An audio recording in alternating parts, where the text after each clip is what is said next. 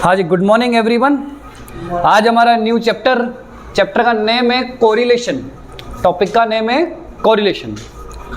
और कोरिलेशन जो होते हैं वो आपके 3 टाइप्स के कोरिलेशन होते हैं। सबसे पहला वाला कोरिलेशन बताओ, कार्ल पियर्सन्स। क्या होता है? कार्ल पियर्सन का कोरिलेशन होता है, जिसको सिंबलाइज करते हैं आर से। दूसरा होता है रैंक कोरिलेशन। रैंक कोरिलेशन में क्या है? R R. और तीसरा जो कोरिलेशन होता है वो होता है कॉनकरेंट ऑफ डेविएशन, जिसको क्या सिंबलाइज करते हैं आप लोग? आर सी से। क्या सिंबलाइज करते हो? आर सी से। तो देखना, अब एक क्वेश्चन करेंगे। उस क्वेश्चन के अंदर सिंपल सी देखो लाइन बोल रहा हूं मैं आपको। इसके क्वेश्चंस की पीडीएफ चाहिए तो आपको मिल जाएगी, व्हाट्सएप पे मैसेज कर देना। Calculate the coefficient of rank correlation. आपको कैलकुलेट करना है coefficient of rank correlation from the following data of marks 8 students in statistics and economics. अब रैंक कोरिलेशन निकालनी है आपको। क्या निकालनी है? Rank correlation. तो रैंक कोरिलेशन निकालनी है जिसमें आपको क्या बोला है कि आपको स्टैटिक्स और इकोनॉमिक्स के बीच, मतलब स्टैटिक्स आपके लिए क्या हो जाएगा? x और इकोनॉमिक्स आपके लिए क्या हो जाएगा? y। ध्यान से समझना। अब ये रहा हमारे पास एक क्वेश्चन जिसमें सबसे पहले फर्स्ट ऑफ ऑल क्या लिखा हुआ है? Roll number.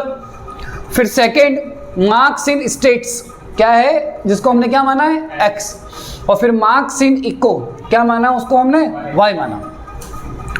तो ध्यान रहे, जब कभी भी आपको रैंक कोरिलेशन फाइंड करना हो तो रैंक कोरिलेशन में आपको सिंपल सी लाइन लिखनी है। 2 चीज चाहिए होती है। एक चाहिए होता है आपको Rx। क्या चाहिए होता है? Rx। और एक चाहिए होता है Ry। अब Rx क्या है और Ry क्या है? R का मतलब यार रैंक है, मतलब आपको x की सीरीज की रैंक देनी है। x की सीरीज की क्या दोगे आप? रैंक दोगे। तो रैंक मीन्स क्या होता है कि जो सबसे हाईएस्ट मार्क्स होते हैं उसको फर्स्ट देते हो, उसके बाद जो आता है उसको फिर सेकंड, फिर थर्ड, फोर्थ, फिफ्थ और सिक्स्थ, ऐसे कुछ इस तरीके से। उसी तरह y को भी क्या देनी है? रैंक देनी है। लेकिन जो एक बहुत अच्छा पॉइंट है वो ध्यान रखना, आप सभी क्या करोगे? अगर मैंने आपको रैंक बोल दिया ना तो आप दोनों को एक साथ देख के रैंक दोगे। तो यहां से लेकर यहां तक सबसे हाईएस्ट मार्क्स किसके आए? अरे ऐसे नहीं देखना आपको। अगर आप x का निकाल रहे हो ना तो सिर्फ और सिर्फ रैंक किसके लिए देखोगे? यहां पर इसमें सबसे हाईएस्ट कौन सा है, और y के लिए निकालोगे तो इसमें सबसे हाईएस्ट कौन सा है। ध्यान रहे आपको। तो बताओ, सबसे पहले Rx है तो इसके अंदर सबसे हाईएस्ट वैल्यू बताओ। 72। क्या है सबसे पहले हाईएस्ट वैल्यू? 72। देखो, अब 72 तो उसको सबसे पहले क्या नाम दोगे? First rank. क्या नाम दिया? सेकंड रैंक बताओ। 65 पे सेकंड रैंक मिल जाएगी। Third rank 63, fourth fifth 45 double है। तो यहां पर छोटा सा झगड़ा आ गया ना सर, कि अगर सपोज यहां पर टॉप 5 के पर प्राइस रखा गया हो, किसके ऊपर प्राइस रखा गया हो, तो यहां तो अब दिक्कत आ गई। तो जो सेकंड रोल नंबर वाला है अगर उसको मैंने 5th रैंक दे दी, और फिर 6th रोल नंबर वाला है और उसको मैंने फिर 6th रैंक दे दी, तो इसके साथ तो ना इंसाफी हो जाएगी सर। कि सर मेरे भी तो 45 आए हैं तो मुझे भी तो क्या मिलना चाहिए? प्राइस मिलना चाहिए सर। मैं भी तो इसी सैंपल कैटेगरी में आ गया, आपकी टॉप 5 की कैटेगरी में आ गया। तो इस पॉइंट का सॉल्यूशन बहुत सिंपल तरीके से लेंगे। तो इस सिंपल तरीके से को ध्यान रखना, यहां पर आपको ये चीज देखनी है, सुनना। इसका सॉल्यूशन कौन से रैंक में झगड़ा आ रहा है? और 6th। किस में झगड़ा आ रहा है? 5th और 6th में। तो जो झगड़ा आ रहा है ना, जो मैंने 5th रैंक लिख दिया और कौन सी रैंक लिख दिया, अगर यहां पर एक और 45 होता तो 3 रैंक हो जाती। कितनी हो जाती? लेकिन यहां पर सिर्फ एक ही डिजिट है जो 2 बार आई है बस। तो 5th और क्या है? 6th डिवाइड बाई 2 कर दो, 5 पॉइंट क्या आ गया? 5। क्लियर है क्या? अगर यहाँ 3 रैंक होती तो किससे डिवाइड हो जाता? 3। इसको अकाउंटेंसी की बेसिक सी भाषा में सिंपल एवरेज बोलते हैं। सिंपली अपने क्या कर दिया, एवरेज कर दिया इसका।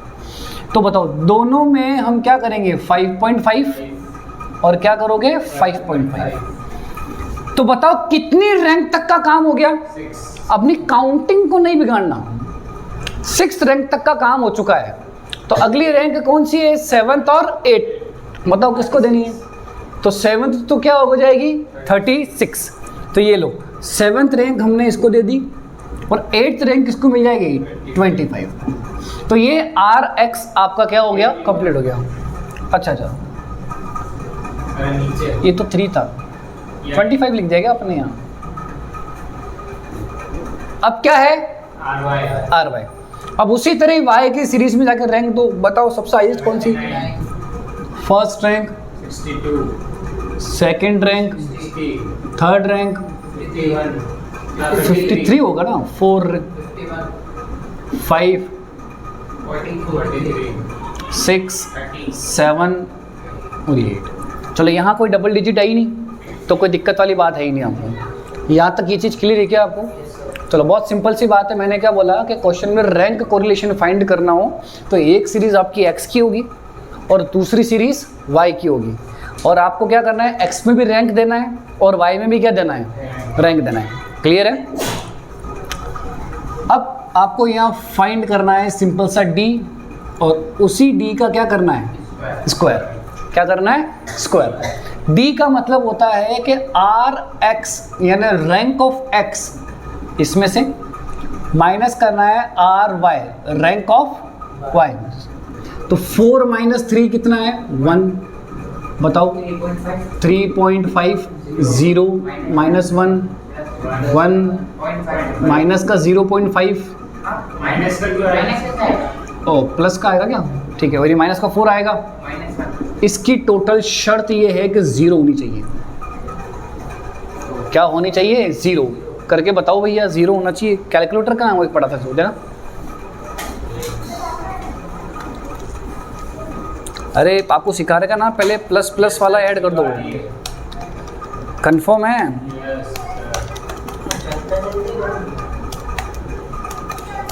ठीक है 0 आ गई सर।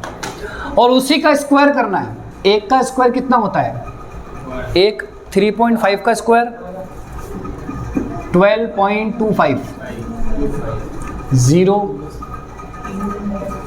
1 0.25 16 1 स्क्वायर मतलब 4 × 4 0.5 × 0.5, तो 12.5 प्लस 1 प्लस 1 प्लस 1 प्लस 0.25 16 और ये 1।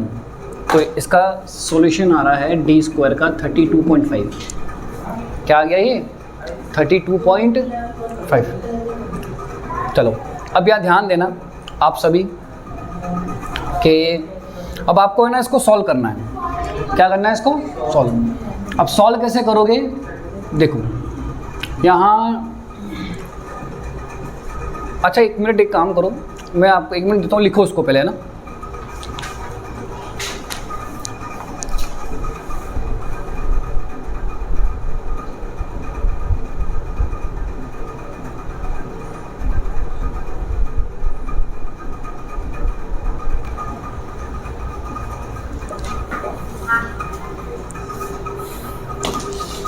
देखो सॉल्व करेंगे,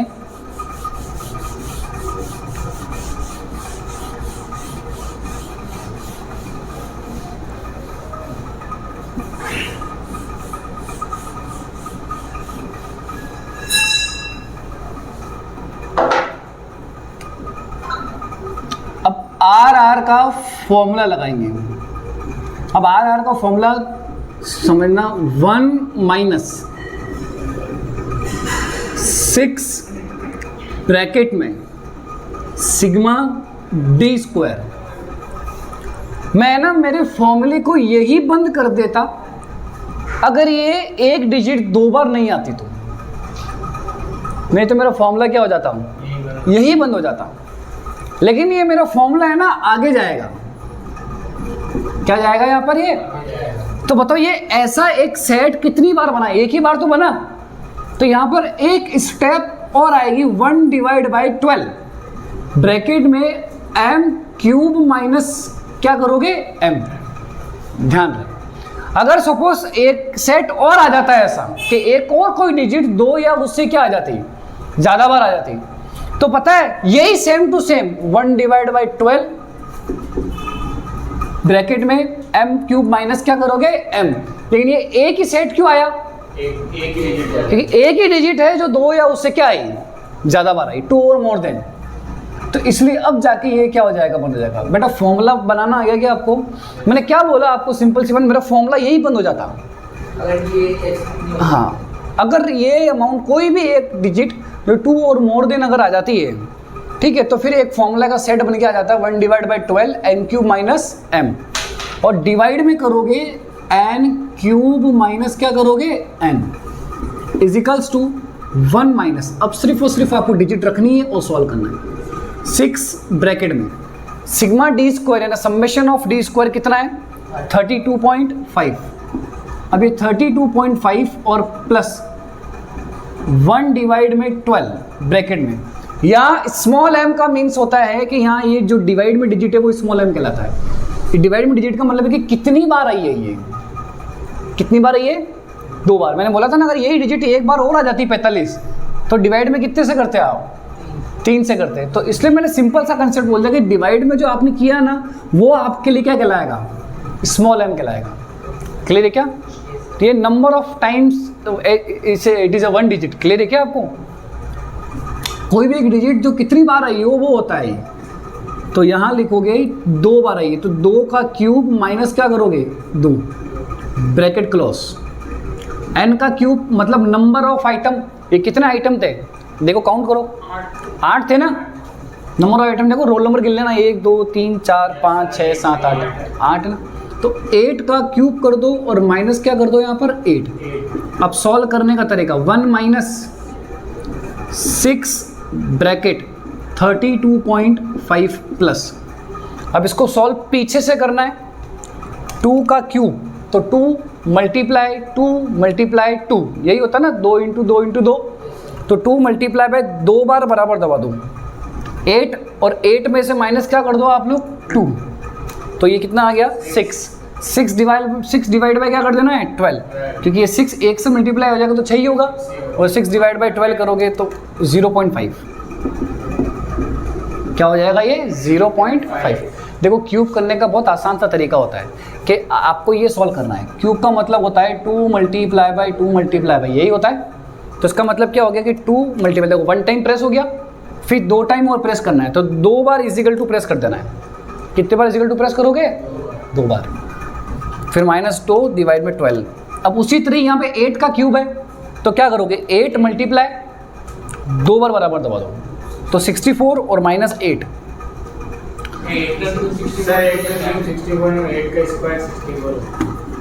अच्छा मैंने एक बार ही प्रेस किया कि 8 मल्टीप्लाई बाय इजिकल टू 512 512, और फिर इसमें से -8 कर दो तो 504 हो गया, तो 1 माइनस 32.5 प्लस 0.5 मल्टीप्लाई क्या करोगे 6, तो ये आया 198 डिवाइड बाय 504। 198 के डिवाइड में करो 504, तो ये आ रहा है 0.3928, 4 डिजिट बहुत होती है, बस अब 1 में से इसको लास्ट में माइनस कर दो, 1 माइनस 0.3928, तो ये आंसर आ रहा है आपका प्लस में 0.6072, और करके आप ये लिख सकते हो 0.61। चलो लिखो उसको,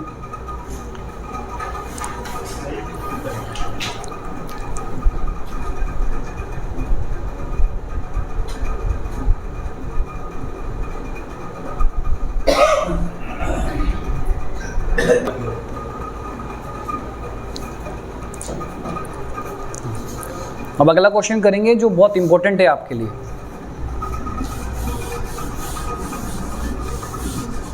इसी का है कोई और टॉपिक है? नहीं, ये सेम टॉपिक ही है, रैंक कोरिलेशन चलेगा। फिर कार्ल पियर्सन का जो कोरिलेशन है वो कल पढ़ेंगे हम, आज रैंक कोरिलेशन करेंगे। रैंक कोरिलेशन कंप्लीट हो जाएगा आज।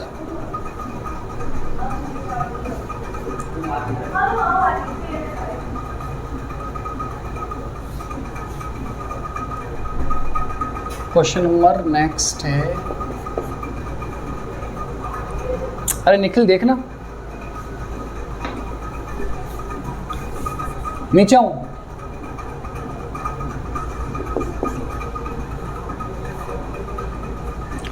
टू 2010 में भी आया है ये क्वेश्चन और 2018 में भी आया है क्वेश्चन।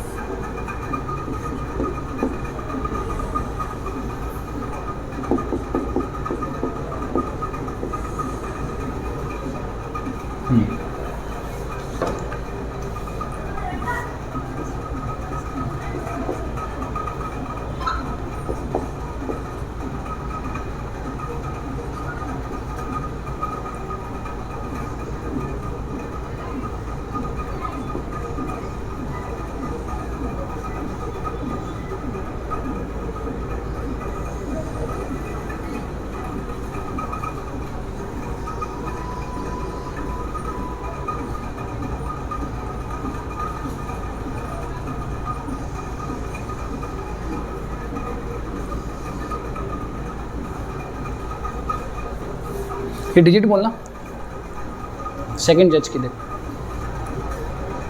सेकंड ऊपर सेकंड जज इसके ये वाला क्वेश्चन है।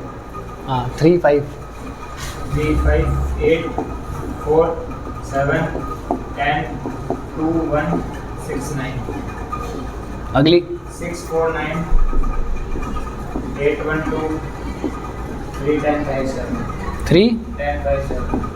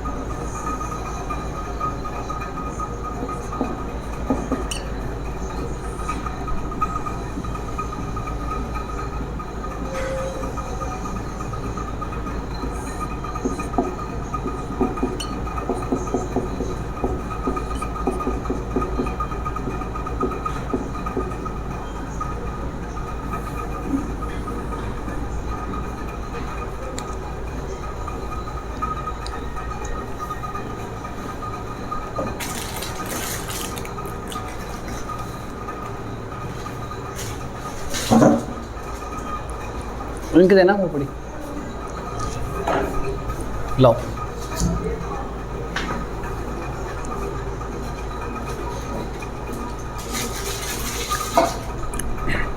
देखो अब जो हमारे पास ये क्वेश्चन है, इस क्वेश्चन में देखना सभी, 10 कॉम्पिटिटर इन ए ब्यूटी कॉन्टेस्ट, 10 कॉम्पिटिटर है। कितने कॉम्पिटिटर है? अब 10 कॉम्पिटिटर है। कॉम्पिटिटर का मतलब जो वहाँ पे जिन्होंने कॉम्पिटिशन में पार्टिसिपेट किया है, और जो उसका कॉन्टेस्ट का नाम क्या है? Beauty contest. R rank by, मतलब डायरेक्ट क्वेश्चन में रैंक गिवन है। डायरेक्ट क्वेश्चन में क्या है ये? रैंक्ड बाय 3 जजेस। कितने जजेस हैं? 3 in the following order. Use the rank correlation coefficient. अब आपको रैंक कोरिलेशन कोफिशिएंट यूज करना है। सर क्यों यूज करना है? उसके आगे लिखा हुआ है, to discuss which pair of जजेस has the nearest approach to to common test in beauty. तो 3 जजेस ने 10 कॉम्पिटिटर को, 10 पार्टिसिपेट को रैंक्स दिए। तो कौन से ऐसे 2 जज है, कौन से ऐसे 2 जज है जिनकी साहब आपस में बहुत मिलती है, इनकी जो रैंक रिजल्ट दिया उन्होंने, दोनों के रिजल्ट आपस में क्या होते हैं, मिलते हैं। तो अब आपको क्या करना है कि हर एक जज को एक दूसरे के साथ रखना है, हर एक जज को क्या रखना है, एक दूसरे के साथ। तो कैसे देखना, पहले किसको साथ रखोगे, फर्स्ट एंड सेकंड जज को। क्या रखोगे, फर्स्ट एंड सेकंड जज को, या फर्स्ट और ये हो जाएगा सेकंड, ठीक है। फर्स्ट एंड सेकंड जज को एक बार साथ रख दिया, फिर फर्स्ट एंड किसको रखोगे, थर्ड जज को, फिर किसको साथ रखना है, सेकंड और थर्ड जज को। तो ध्यान से समझो, देखो दोनों ही हर एक जज 2 बार आ गया, हर एक जज दूसरों के साथ हो गया। देखो first and second, first and third, और फिर सेकंड और थर्ड। तो आप मैंने जो तरीका बताया उस तरीके से फर्स्ट एंड क्या बोला, सेकंड, फिर फर्स्ट एंड क्या बोला, थर्ड, फिर सेकंड और क्या ले लो, थर्ड। देखो हर एक जज 2 बार आ गया। देखो क्लियर है क्या आपको? चलो, तो इसका मतलब आपको एक बार फर्स्ट एंड सेकंड के लिए निकालना है, फिर सेकंड एंड, फिर फर्स्ट एंड थर्ड के लिए, फिर सेकंड एंड थर्ड के लिए। तो बताओ, सबसे पहले वही डी निकालना है, सबसे पहले आर ही पूछा इसने। तो अभी डायरेक्ट ही रैंक दे रखी है बेटा, डायरेक्ट ही क्या दे रखी है, रैंक दे रखी है। तो आपको रैंक देने की जरूरत नहीं है। बताओ, यही हमारे लिए आर एक्स हो गया, यही हमारे लिए क्या हो गया, आर वाई, क्योंकि हम कहाँ खड़े हैं, फर्स्ट एंड सेकंड में खड़े। तो 1 - 3, इसमें बता दो, जल्दी बता दो, ये तो इजी है। इंस्टेंट स्क्वायर भी कर दो, 4 हो गया, 1 1 माइनस का 3 तो 9 हो गया, 6 36 माइनस का 4 16 हो गया, ये माइनस का 8 बताओ 64 हो गया, 2 4 8 64 1 ये 1 का इसका। चलो बताओ क्या टोटल आ रही है इसकी, 4 + 1 + 9 + 36 + 16 + 64 + 64 + 1। तो देखो 200 टोटल आ गई इसकी। और इसकी डी की टोटल ऑलवेज क्या आनी चाहिए, 0 आनी चाहिए, ध्यान रहे। अब फर्स्ट एंड कौन से जज को देखना है, थर्ड जज को। तो 1 - 6 और स्क्वायर 25 हो गया, 6 - 4 2 4 5 - 9 16 2 4 4 0 तो 0 1 1 7 - 5 प्लस का 2 आएगा ना, लास्ट में 8 - 7 0 25 + 25 + 4 + 16 + 4 + 4 60 हो गया। देखो ये कितना आ गया, ये 60 आ गया। एक बार चेक कर लेना, एक बार पहले डी की टोटल चेक कर लो, देखो वो सही है तो फिर सब सही है।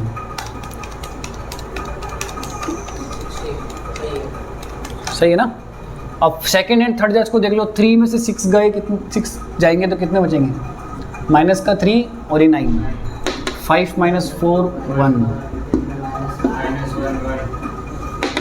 -4 16 36 8 64 क्या आ जाएगा यहाँ पर, 8 और ये 64। अगला बताओ, अरे इधर ही आ जाता हूँ, -1 माइनस का 1 तो 1 हो गया, 1 - 10 तो माइनस का 9 तो ये 81 हो गया, प्लस का आएगा ना, और 9 टोटल कर लेना पहले।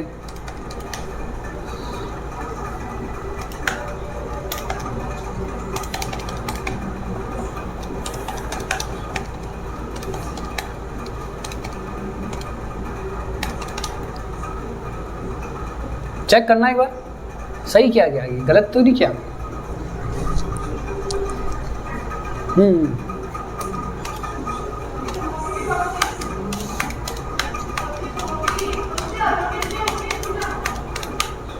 ठीक है, सही है।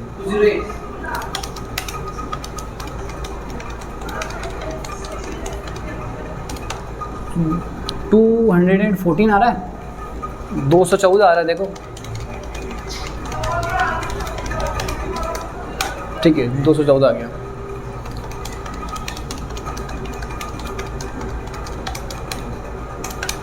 चलो, अब आप फॉर्मूला लगाना है, लगाओ फॉर्मूला लगाओ। R is equal to 1 minus 6। मैंने बोला था ना बेटा मैं इधर ही रोक लूँगा इसको, क्यों? क्योंकि एक भी कोई डिजिट 2 से ज़्यादा बार, 2 या उससे ज़्यादा बार है ही नहीं, तो फॉर्मूला इधर ही रुक गया मेरा। n cube minus n। देखो, तो सबसे पहले किसको चेक करना है? फर्स्ट एंड सेकंड जज को। तो फर्स्ट एंड सेकंड जज को चेक करोगे तो 1 माइनस 6 मल्टीप्लाई बाय इसका सिग्मा डी स्क्वायर 200 हो गया,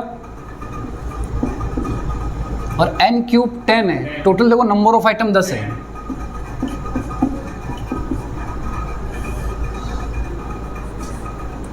वन माइनस 1200 डिवाइड बाय, सिखाया था बेटा,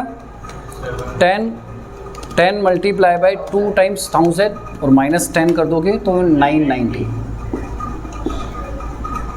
तो 1 माइनस 1200 डिवाइड बाय 990, 1.2121। ठीक है, अब इसको लिखो कितना आ रहा है, तो ये माइनस में 0.2121 आ रहा है। समझ गए, ये माइनस में आ रहा है। नेक्स्ट, फर्स्ट स्टैंड कौन सा जज हो गया? थर्ड जज। फर्स्ट स्टैंड थर्ड जज 1 माइनस 6 मल्टीप्लाई बाय, इस वाले पोर्शन का कितना है? 60 है, डिवाइड में 10 क्यूब माइनस 10, 1 माइनस डिवाइड में 990। बताओ 1 माइनस क्या आएगा? 360 डिवाइड बाय 990, 0.3636। तो ये क्या बच जाएगा? 0.6363। ठीक है, ये प्लस में आएगा, है ना। फिर अगला जज कौन सा है? अगले कौन कौन से जज शामिल साथ बिठाए आपने? सेकंड और थर्ड जज को देखा है कि देखते भाई इनके विचार आपस में मिलते हैं कि नहीं मिलते हैं। 6 मल्टीप्लाई बाय 214,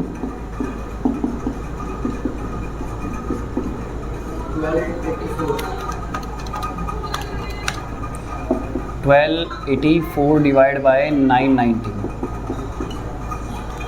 1284 डिवाइड में 1.2969। तो ये माइनस में 0.2969। सबसे बड़ा आंसर किसका है? सबसे बड़ा थर्ड जज का। अरे सबसे बड़ी संख्या किसकी है? और जो सबसे माइनस की होती है सबसे छोटी होती है, ध्यान रखना। तो यहाँ पॉजिटिव में सबसे बड़ी कौन सी है? ये एक ही डिजिट है। तो हमारा जो फाइनल मतलब इनके विचार बहुत आपस में मिल रहे हैं। फर्स्ट एंड जो थर्ड जज है इन्होंने डिसीजन एक दूसरे से मिलते जुलते दिए हैं। तो यहाँ पर हमारा जो आंसर होगा वो होगा फर्स्ट एंड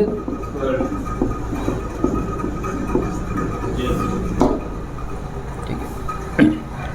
लिखो उसको कंप्लीट।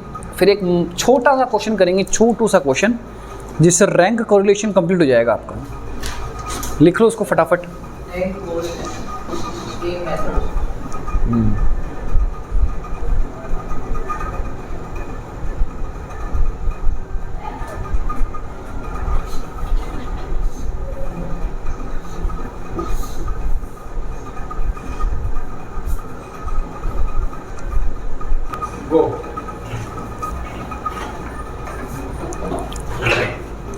अब एक छोटा सा लास्ट क्वेश्चन करते हैं, जो 2016 में भी आया है और 2014 में भी आया है।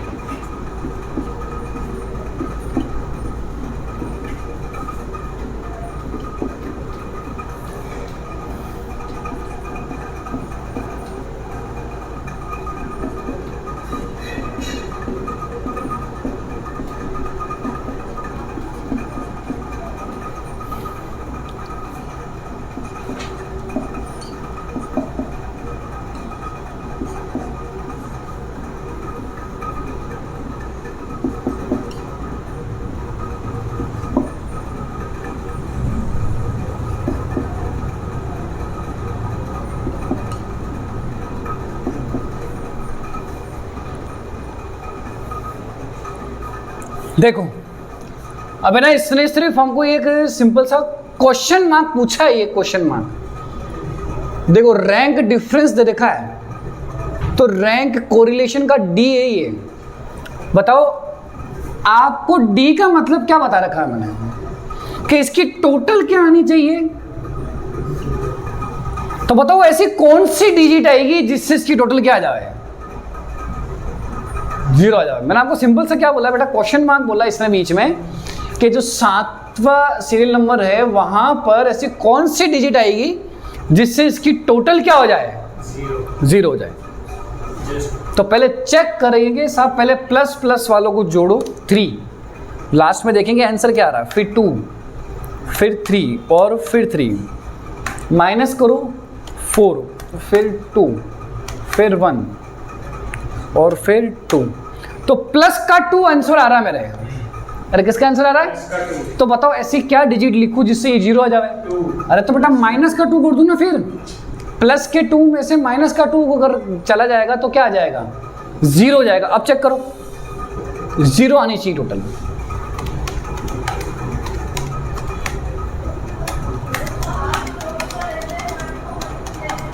देखो 0 आ गई ना टोटल भाई। ये पूरा सॉल्व करने से पहले, बिफोर क्वेश्चन मार्क सॉल्व करने से पहले प्लस का 2 आ रहा था, तो इसका मतलब मुझे यहाँ माइनस का 2 करना होगा। तो ये आपका फाइनल आंसर हो गया, ये माइनस का 2 आपका आंसर है। तो बस ये छोटा सा ही क्वेश्चन था। इसमें भी छोटा सा बेसिक सा 2 मार्क्स में क्वेश्चन आता है। तो